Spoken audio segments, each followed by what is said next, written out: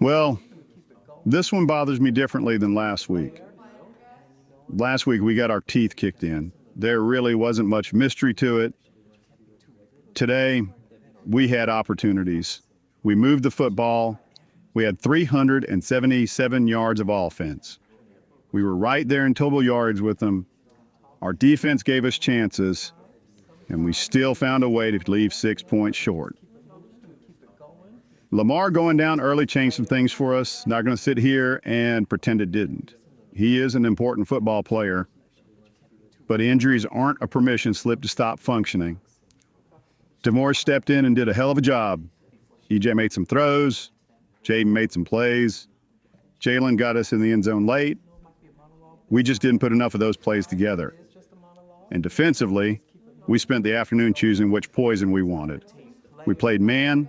Number 9 hurt us. We backed off in the zone. Harry started running through us. That's not a fun little menu to order from. So, close doesn't count for much tonight. Questions? Coach, you mentioned the defensive dilemma. Holman had over 100 yards when you tried to challenge them outside, and Harris finished with 160 on the ground. Was Wyoming forcing you into a pick-your-poison situation, or were there adjustments you felt you could have made sooner? A little of both. Holman's a problem.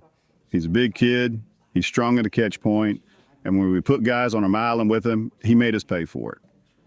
So you start giving those corners some help, you like the box a little bit, and then Harris starts finding 5 and 6 yards before anybody gets a clean shot at him. Now that's the part where we've got to get better. Good defense isn't picking which thing you're willing to lose to. At some point, somebody has to win a matchup. Jaden Wilson made some plays for us with 3 tackles for loss. Xavier's around the football all afternoon. Cody had 12 tackles. There were good individual performances in there, but collectively, they stayed on schedule too much. And when an offense stays on schedule, the play caller over there gets to keep his whole sheet open. That's a miserable way to play defense. Next question. Coach, 2 weeks ago, this team was in control of its position in the conference race. Now you've lost 2 straight, and today's game was one you had chances to win.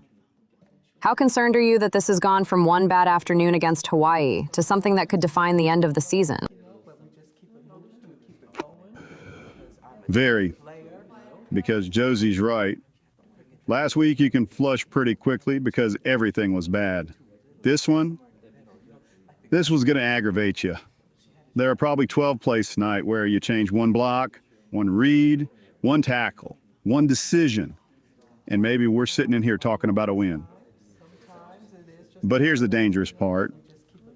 You start talking about how close you were often enough, eventually you're just explaining why you're losing. I don't want this team learning how to lose close games. I want them learning how to win them. We got football left, so nobody gets to feel sorry for themselves, including me. Jeff, good to see you, man. Missed you last week. Where'd they send you? Dallas. Couple of station things. Back among the important people for a few days. Something like that.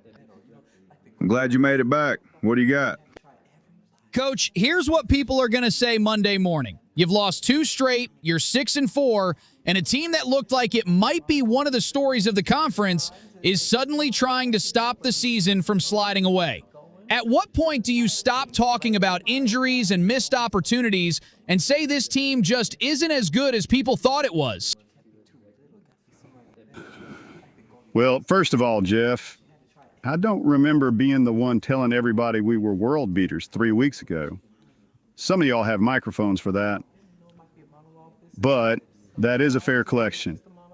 We're 6-4. That's what we are. Not what we could have been, not what we should have been. 6-4. Now, does this mean I think this team isn't very good? No. I've seen enough good football out of these guys to know better than that. But good teams don't get certificates for potential. Do you want people to believe you're a good football team? Win football games. That's the deal. So right now, Coach, are you still a good football team? We're a 6-4 football team. Ask me again when we're done playing. Coach, with Sperling going down so early, how much did that change what you wanted to do offensively? Tavora still gave you over 140 total yards, but was there part of the game plan you just couldn't replace once Lamar was unavailable? Yeah, absolutely. And I thought taking any away from Tavoris, that kid competed his tail off today. 67 on McMahon, 75 receiving. We asked him to do a little bit of everything after Lamar went out. But Lamar changes how people defend us. There's stuff we can do with him horizontally, vertically, motion him, put him in space. And when that's gone in the first part of the game, you're adjusting on the fly. And that's on us as coaches. We have to have better answers ready. The encouraging thing is Tavoris showed us we've got another guy we can lean on. The frustrating thing is we didn't turn that into enough points. You said last week you could only coach what happened next. This was what happened next. What does Monday look like now? Uncomfortable. That's what Monday looks like. Because we aren't going to walk in there acting like 17 points and another loss is progress just because nobody embarrassed us this week. We'll look at everything. What we're calling, who we're asking to do it, what we're practicing, what I'm doing, what the staff is doing, and then we'll go back to work. I told you last week I couldn't coach yesterday anymore.